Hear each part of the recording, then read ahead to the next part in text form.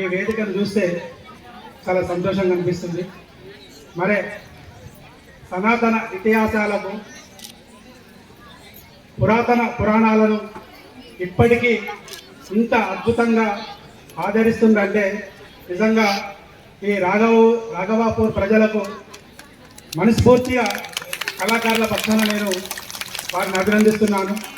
మరే కళలే శ్వాసగా, కళలే ధ్యాసగా, కళల కోసమే నిరంతరం తపిస్తూ కళలను ఇంకా సజీవంగా భావితరాలకు అందిస్తున్న మన గురువర్యులు తాళ్ళపల్లి రాయచన్న గారు మరి ఇటువంటి కళలను ఇంకా ప్రజలల్లో సజీవంగా ఉన్నాయంటే ఆ గురువర్యుల వంటి పెద్దల ఆశీస్సులతోటి ప్రజలకు చేరువ చేస్తున్నందుకు నిజంగా మా కళాకారుల పక్షాన వారికి మనస్ఫూర్తిగా కళాభివందనాలు తెలియజేస్తూ మరి వారికి చేదోడు వాదోడుగా ఇక్కడ కార్యక్రమాలు చూస్తున్న శ్రీనన్న గారికి కూడా మా కళాకారుల పక్షాన అభినందనలు తెలుపుతున్నాం.